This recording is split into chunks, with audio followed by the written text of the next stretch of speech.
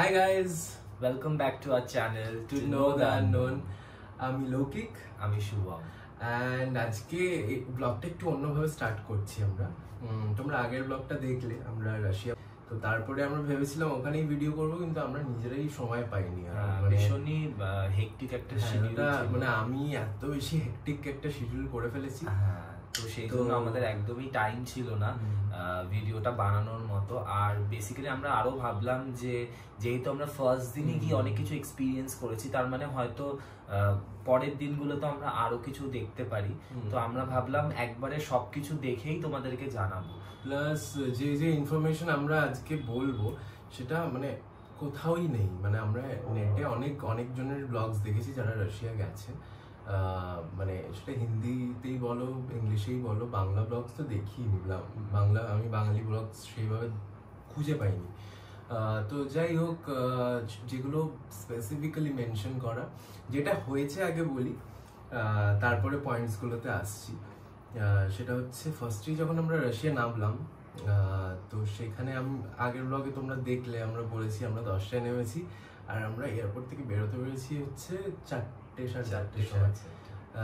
তো এই যে 6 আওয়ার্সে যা হয়েছে আমাদের সাথে, আর সে বলার না। মানে আমরা কোনো জায়গায় এরকম ফেস করি, মানে আমরা ইউরোপ বা যেই ব্লগগুলোই তোমরা দেখো, আমরা যে জায়গায় গেছি বা ও আরো অনেক জায়গায় গেছে, বাট কোথাও আমরা এরকম ফেস করিনি।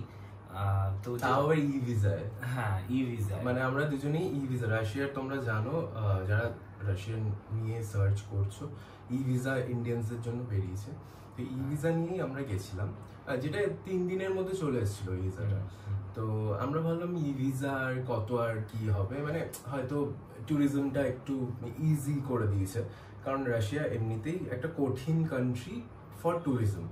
তো যাই হোক, সেই ভেবে গেলাম, গিয়ে ফার্স্টেতে ইমিগ্রেশন লাইনে দাঁড়িয়ে ফার্স্ট যখন আমরা মানে কাউন্টারে গেলাম, ও গেল আমিও গেলাম, দুজনকেই আমাদের কাউন্টার থেকে মানে পাসপোর্ট নিয়ে আমাদের ওয়েট করতে বললো। আর শুধু আমাদের না, মানে ম্যাক্সিমাম ইন্ডিয়ানস আমি দেখছিলাম, ইন্ডিয়ানস ছিল, আর মোস্টলি মুসলিম কান্ট্রিজ আমি দেখছিলাম।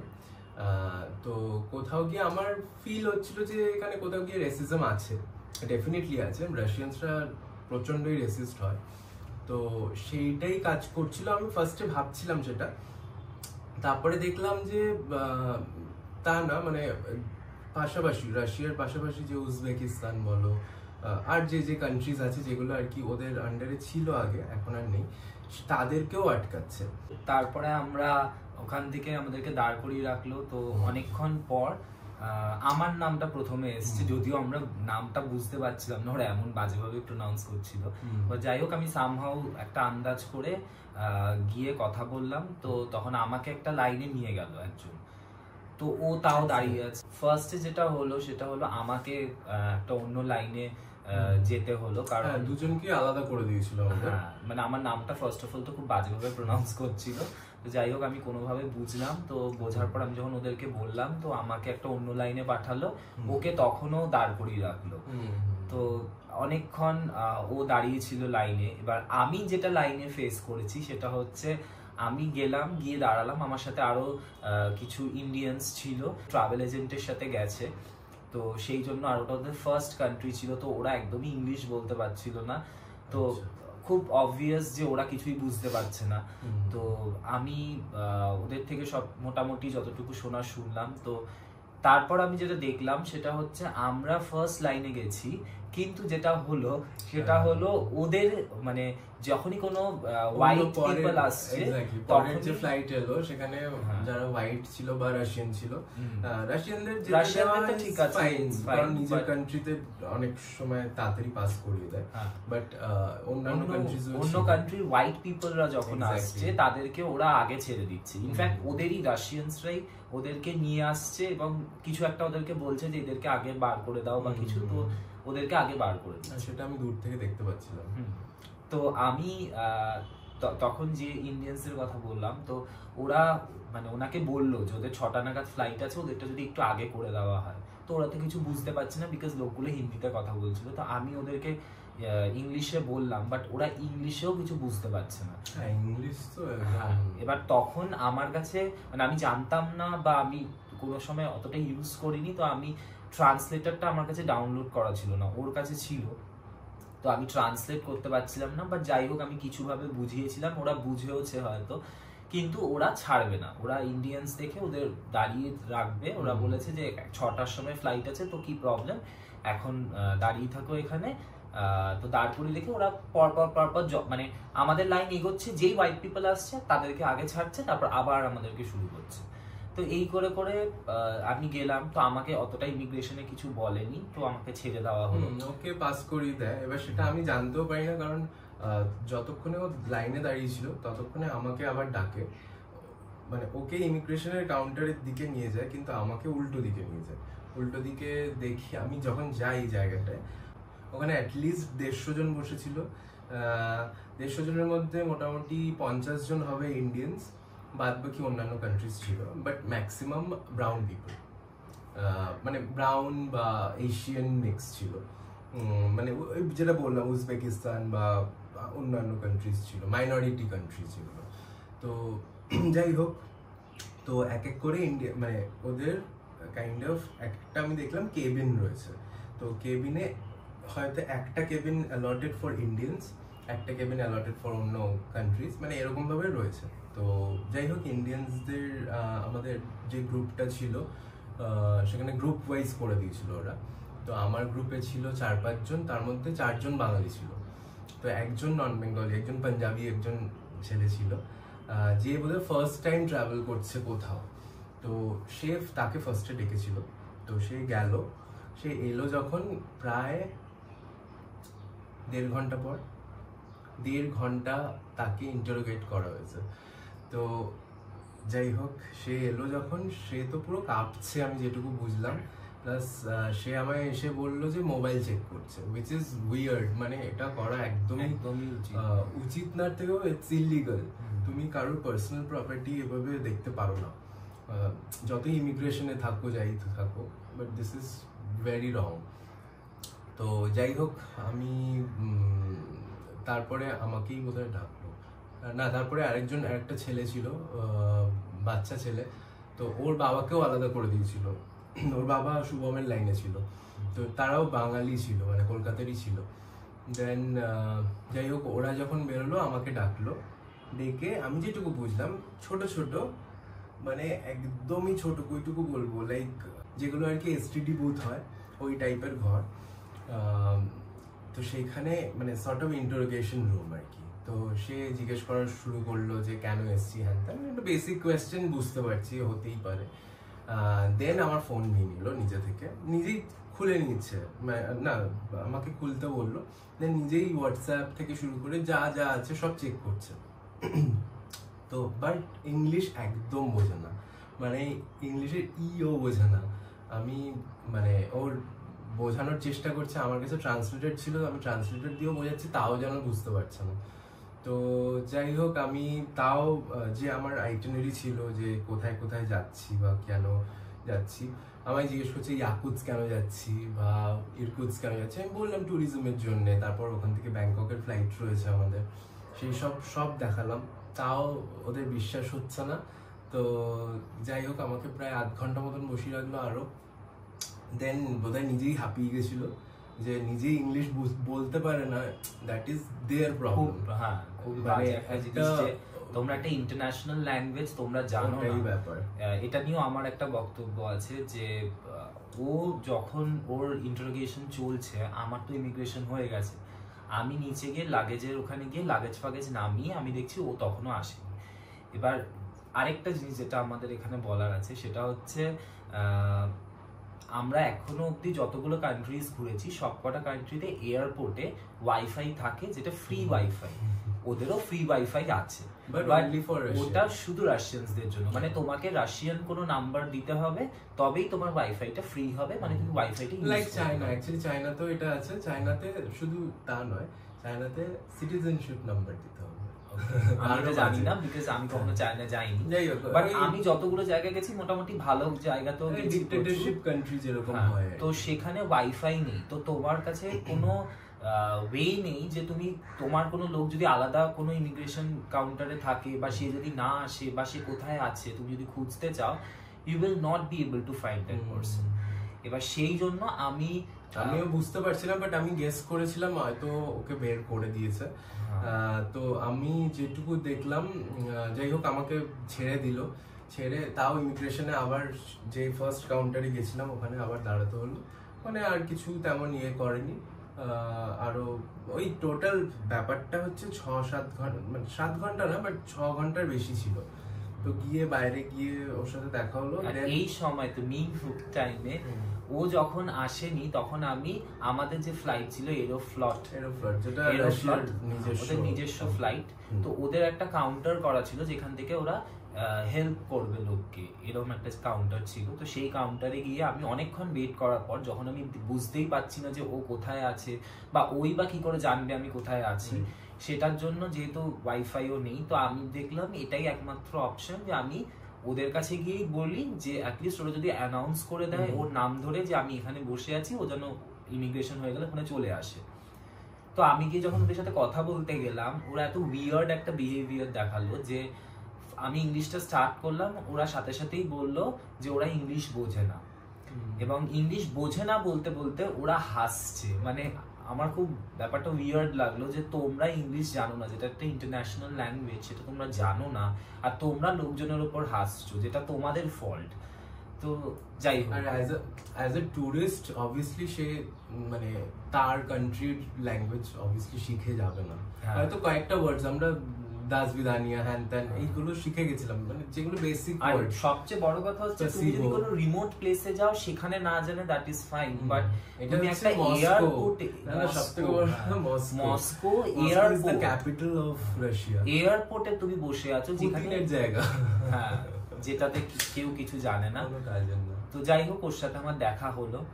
এবার তারপরে তো তুমি বলো। তারপরে যাই হোক আমরা ভেবেছিলাম সেদিনকে মস্কো ঘুরবো সারাদিন, বাট যাই হোক আমরা হোটেলেই পৌঁছলাম 5:30টার পর।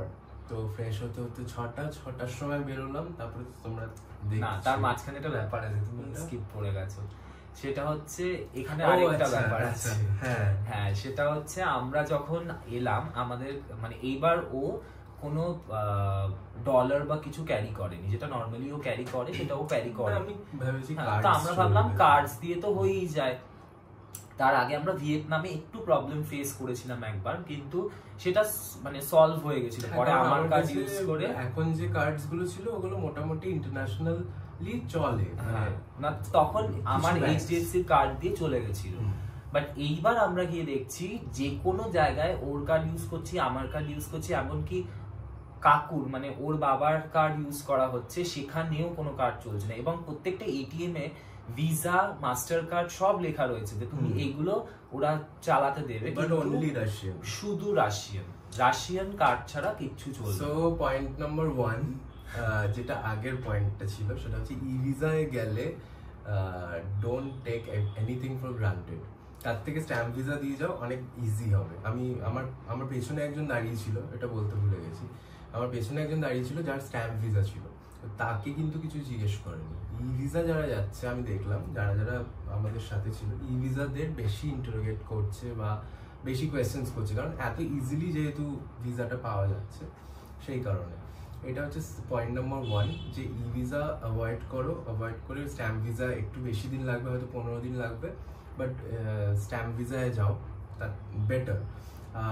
সেকেন্ড পয়েন্ট হচ্ছে ট্রান্সলেটর, অবশ্যই ট্রান্সলেটরটা অবশ্যই ডাউনলোড করে দরকার। আর থার্ড হচ্ছে তোমার মানে ক্যাশ ক্যারি করো, মানে সেটা আইদার রাশিয়ান রুবেলস বা যে কোনো ইউএস ডলার বলো, ইউরোপিয়ান, না হলেও তোমরা ওখানে ইন্ডিয়ানও ক্যারি করতে পারো। আমরা অ্যাকচুয়ালি ইন্ডিয়ান টাকাও ক্যারি করিনি সেইভাবে, কিন্তু ইন্ডিয়ানে খুব কমই পাওয়া যাচ্ছে, পুরো হাফ করে দিচ্ছিল, নরমালি ভ্যালু সিমিলার থাকে। যেটা মানে আমার মতে হচ্ছে তোমরা যদি সেটা মানে রাশিয়ান রুবেলস ক্যারি নাও করো, তোমরা ওখানে গিয়ে তোমরা, আমরা যেটা করেছিলাম সেটা এয়ারপোর্টে আমরা ওখানের একজন ওই রাশিয়ার একটা ব্যাংক ছিল, সেই ব্যাংকে কথা বলে আমরা ওখানে একটা কার্ডে রাশিয়ার কার্ড নিতে হয়েছে ওখানে। Basically that is the only মানে থিং দ্যাট সেভড আস, মানে ওটা পুরোপুরি যদি না নয়, থাকতো, যাই হোক ওটা যদি না থাকতো আমরা আর মানে আমরা একটা ঘোরা সময় হতো না। ভেবেছিলাম যে আমরা হয়তো আবার ফিরেই আসতে হবে, মানে ফিরে আসতে গেলেও যে আমরা টিকিট কাটবো সেটাতেও কত প্রবলেম, সেটা তোমাদেরকে আসছি বলবো। তো যাই হোক, তোমরা ওখানে একটা কার্ড মানে রাশিয়ান কার্ড নিয়ে নিতে হবে, মানে ওখানে টাকা ট্রান্সফার করে এবং যতটা পারবে বেশি করে টাকা ট্রান্সফার করে রাখবে, কারণ তোমাদের যদি লং ট্রিপ থাকে তাহলে কোথাও না কোথাও গিয়ে তোমার টাকা শেষ হয়েই যাবে। yomoney.com বলে একটা .com না .ru রাশিয়া, তো ওইটাতে আমরা যাই হোক ওখানে ঢুকলাম, ওই ব্যাংক ধরনের একটা কাউন্টার ছিল, তো সেখান থেকে অ্যাকাউন্ট বানাতে হলো। অ্যাকাউন্ট বানিয়ে আমাদের যে কার্ড ছিল ওটা অনলাইন ট্রান্সফার হলো। দেন আমরা একটু মানে নিস্তার পেলাম যে হ্যাঁ যাক কিছু অ্যাটলিস্ট ট্যাক্সির মানে করে আমরা হোটেলে অবধি পৌঁছাতে পারবো। তো যাই হোক সেটা হচ্ছে আর একটা পয়েন্ট যে অবশ্যই আইদার ক্যাশ ক্যারি করো, নয়তো এরকম রেশন কার্ড বানিয়ে নিও। এবার শুরু করি আসল জায়গাতে। আমরা ট্রিপ ঘুরছি, সেখানে তো তোমাদের বললামই ওরা কিচ্ছু বোঝে না ইংলিশ, একদম মানে মস্কোতে বেসিক্যালি মানে ওরা কিছুই বোঝে না মস্কোতে ইংলিশ। তবুও আমরা যখন ইরকুটস বা ইয়াকুটসে যাচ্ছি ওরা English Asian part of Russia is much better, আর মানুষজন ওখানে খুব ভালো। হ্যাঁ, যেটা যদি ইউরোপিয়ান পার্ট দেখো মানে সেন্ট পিটার্সবার্গ, মুরমানস্ক, তোমার মস্কো স্পেসিফিক্যালি প্রচন্ড রেসিস্ট, বিকজ হোয়াইট প্রিভিলেজ আছে। আর এশিয়ান পার্টে যেহেতু মঙ্গোলিয়ান মিক্স লোকজন, সাইবেরিয়ান লোকজন এমনি খুব ভালো হয়, তো তারা খুবই ভালো, ওয়েলকামিং, প্রচন্ড ওয়েলকামিং, অ্যান্ড তারা ইংলিশ বলতে পারে। দ্যাট ইজ মানে উইয়ার্ড, কারণ মস্কো ইজ এ সিটি, ওগুলো গ্রাম, বাট ওরা বলতে ব্যাপারটা। যাই হোক, তো আমরা যখন ইয়াকুটস, আমাদের লাস্ট যে ডেস্টিনেশন ছিল, আমরা যখন ইয়াকুটসে গেলাম, আমাদের ইয়াকুটস থেকে ব্যাংককের ফ্লাইট ছিল পরে। আমাদের ভুল ছিল যে আমরা ঘুমিয়ে পড়েছিলাম, অ্যালার্ম হয়তো দেওয়া হয়েছিল বাট ওটা সাইলেন্ট ছিল বলে হয়তো শুনতে পাইনি। তো যাই হোক আমরা কোনোভাবে যখন উঠি প্রায় 6টা, অ্যাকচুয়ালি এত বেশি হেক্টিক করে ফেলেছিলাম যে আমরা 3 দিন কোনো হোটেলে থাকিনি, তো সেইটা একটা বড় ভুল হয়েছে। মানে টাইম নিয়ে যাওয়া উচিত ছিল, বাট না তার সাথে আমাদের মানে সময়ও ছিল না যে আমরা ধরো একটা জায়গাতে আমরা 2 থেকে মানে 5 থেকে 6 ঘন্টা হয়তো ছিলাম, যেটাতে আমরা হোটেল নিইনি। তো 5 থেকে 6 ঘন্টার মধ্যে আমার মনে হয় না যে খুব একটা হোটেল নেওয়া দরকার। ওটাই বলছি যে মানে আমাদের আইটিনিটা একটু বড় হলে হয়তো এই জিনিসটা হতো না, আমরা ফ্লাইট মিস করি। মানে যেটা ইয়াকুটস টু ইরকুটস টু ব্যাংকক, এই পুরো ব্যাপারটাই মানে ফার্স্ট ফ্লাইট মিস করলে তো অবভিয়াসলি সেকেন্ড ফ্লাইট মিস হবেই। তো সেই দিন ইয়াকুটস থেকে যে ফ্লাইটটা মিস করি, সকাল 6:45 ফ্লাইট ছিল। আমরা এয়ারপোর্টে পৌঁছেছি অ্যাকচুয়ালি অনেক লেটে, 6:20 নাগাদ পৌঁছেছি।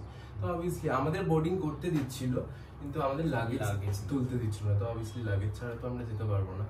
তো আমরা মানে সেটা ঠিক আছে, সেটা রুলস এর বাইরে, ওটা আমাদের ভুল, ওটা আমাদের ভুল নয়।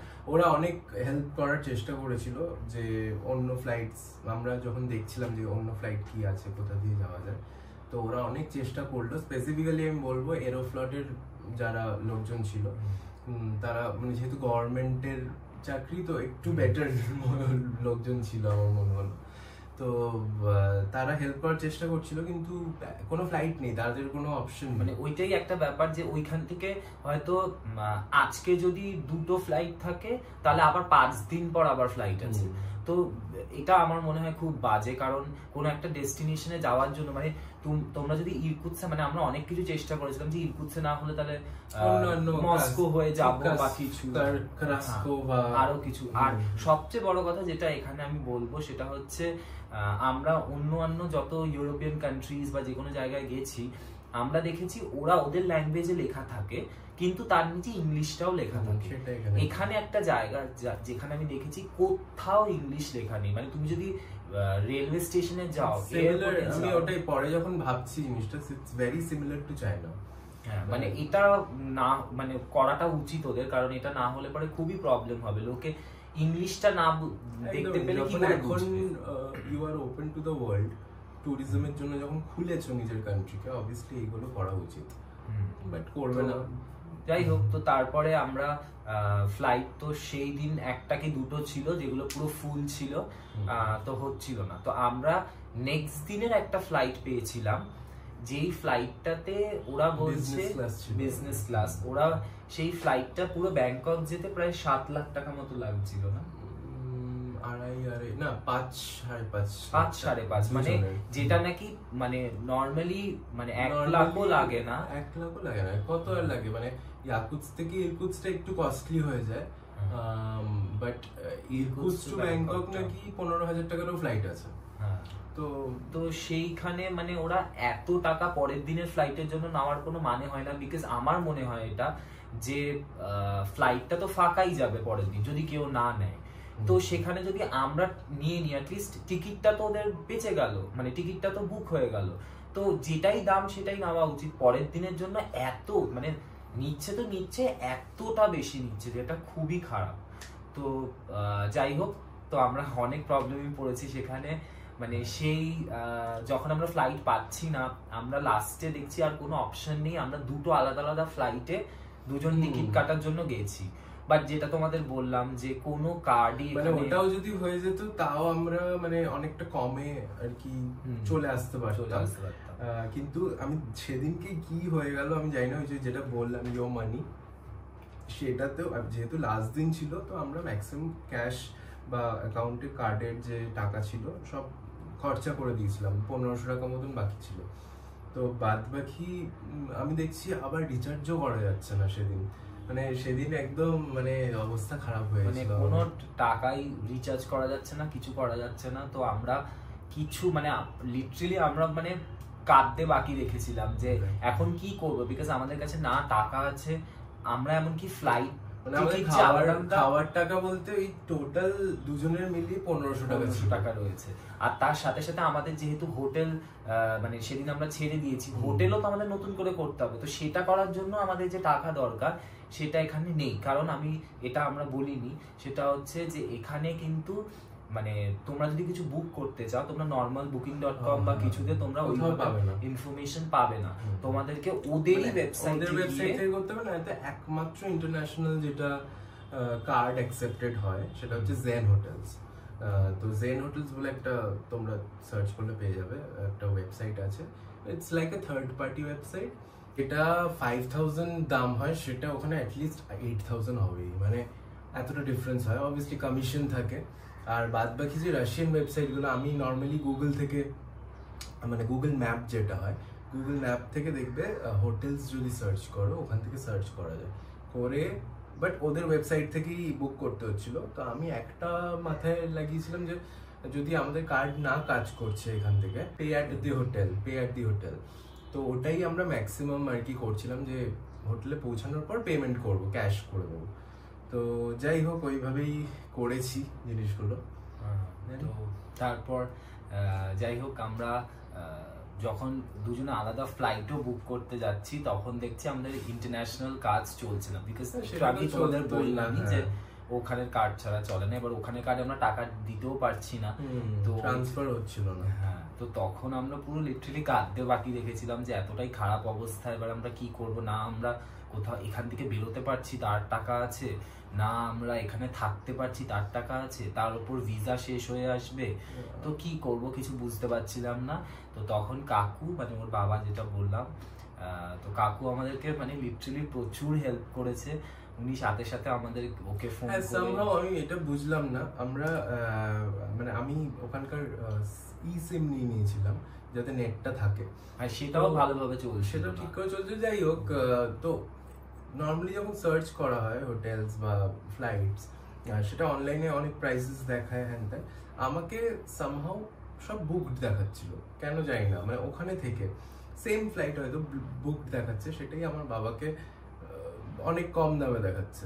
তো যাই হোক কিছুভাবে বাবা বুক করলো, আমরা ওখান থেকে মস্কো এলাম, কাকু হোটেলটাও করে দিয়েছে। হ্যাঁ, হোটেলও করে দিল। একদিন থেকে তারপর আমরা কোনোভাবে মানে সেই দিন আমরা যেরকম ভাবে খেয়েছি, মানে তোমাদেরকে কি বলবো, কোনো বাজে ভাবে মানে জাস্ট কেক, কারণ আমাদের কাছে একদমই ক্যাশ ছিল না। তো তো ওইভাবে খেয়ে যাই হোক পরের দিন আমরা খুব তাড়াতাড়ি চলে এসেছিলাম এয়ারপোর্টে, যাতে কোনোভাবে রাশিয়া থেকে আমরা বেরোতে পারি। বাট আমাদের লাকটা এতটাই খারাপ ছিল যে আমরা মানে মস্কো থেকে বেরোনোর সময় ভাবছিলাম যে যাক বাবা মস্কো থেকে বেরিয়ে যাচ্ছি, এরপর যখন আমরা ফিরবো তখন মস্কো হয়ে ফিরতে হবে না, বিকজ একটু আগেই বললাম মস্কোর লোকজন একদমই ইংলিশ বোঝে না। তো অন্য জায়গাতে ইরকুটসে যেহেতু একটু আধটু বোঝে, তো আমরা ভেবেছিলাম যে ঠিক আছে প্রবলেম হবে না। বাট যখন কোনো ফ্লাইট পাওয়া যাচ্ছিল না ইয়ারকুটস থেকে, তখন মস্কো থ্রুই হয়েছিল। তো মস্কোতে সেই আসতে হলো, এবং এসে ইমিগ্রেশনে যখন গেছি ওকে আমি ইমিগ্রেশনে কিছুতেই বোঝাতে পারছি না, আর ও আমাকে বোঝাতে পারছি না যে ক্যামেরায় তাকাতে হবে। আমি ক্যামেরায় তাকিয়ে ট্রান্সলেটরও বার করতে, আর আমি তখন তার মাঝখানে আমি ট্রান্সলেটর ডাউনলোড করে নিয়েছিলাম, যেহেতু আমি বুঝছিলাম মস্কোতে যেতে হবে মানে ওরা ইংলিশ বুঝবে না, এবার আমাকে ট্রান্সলেটর ডাউনলোড করতে হবে। তা আমি ট্রান্সলেটরটা বার করার জন্য ফোনটা বার করছি, এবার ইমিগ্রেশনে যেহেতু ফোন অ্যালাউ নয়, তো ও আমাকে বলছে ফোন বার করতে পারবো না, কিন্তু আমি ওকে বোঝাতে চাইছি যে আমি ফোনটা বার করে জাস্ট ট্রান্সলেটটা করবো, কারণ আমি বুঝতে পারছি না আপনি কি বলছেন। তো যাই হোক ও কিছুতেই করলো না, লাস্টে বিরক্ত হয়ে হয়তো আমাকে ছেড়ে দিয়েছে। তো এইভাবে আমাকে তো আবার আটকেছিল, ওকে আবার সময় আবার সেই সেম পাসপোর্ট নিয়ে ইমিগ্রেশন কাউন্টারের বাইরে একটা সিটিং এরিয়া ছিল, ওখানে বসিয়ে রাখলো কিছুক্ষণ। দেন তাড়াতাড়ি হয়ে গেছে, মানে ম্যাক্সিমাম হয়তো 20 মিনিট লেগেছে, একটু তাড়াতাড়ি বলবো। তো যাই হোক ওখান থেকে বেরোলাম, বেরিয়ে আমরা মানে কোনোভাবে ওখান থেকে বেঁচেছি, নট বেঁচেছি বাট মানে এক্সপিরিয়েন্স ওয়াইজ খুব বাজে ছিল। মানে হয়তো কান্ট্রিটা খুবই ভালো, মানে সেম লাইক তোমরা যদি আগের আমাদের কাশ্মীরের ব্লগস দেখে থাকো, মানে জায়গা এত সুন্দর মন ভালো হয়ে যাচ্ছে, বাট লোকজন বা বিহেভিয়ার যা যা পেয়েছিলাম, তো আমি বিহেভিয়ার আমি বলবো ওরা যেহেতু ইংলিশটা জানে না, ওরা অনেকটা ভয় পেয়ে তোমার সাথে কথা বলতে চাইছে না, বা ওরা রুডলি বিহেভ করছে যাতে করে তুমি আর ওদের সাথে কথা না বলো। বিকজ আমাকে ফ্লাইটে কোনো একটা জায়গায় আমি যাচ্ছিলাম যেখানে ফ্লাইটে আমাকে খাওয়ারও পর্যন্ত দেয়নি, যেহেতু আমি ইংলিশটা মানে বলছি আর ও ইংলিশ বোঝে না। মানে ওরা সামান্য ডাস্টবিন কথাটাও বোঝে না, আমি ওকে ডাস্টবিনে জলের কাপ ফেলবো এটা আমি বলতে যাচ্ছি, ও কিছুতেই বুঝছে না। তো যাই হোক আমি একটা মোমেন্টের জন্য হয়তো একটু চোখ বুঝেছিলাম ফ্লাইটে, তো ও যখনই দেখেছে ফ্লাইটে আমি চোখ বুঝেছি, ও আর কোনো রিস্কই নেয়নি, ও সাথে সাথে বেরিয়ে, যাতে করে ও মানে এয়ার হোস্টেসটাকে আর এটা না বোঝাতে হয় আমাকে যে ও খাবার দিতে চাইছে কি খাবার আছে না আছে, কারণ ও আমার কথা বুঝবে না। তো যাই হোক আমাদের সিট আলাদা পড়েছিল, আর অনেকটাই আলাদা পড়েছিল, মানে আমার 3 নম্বর সিট ছিল আর তোমার সেকেন্ড লাস্ট 29 সিট ছিল।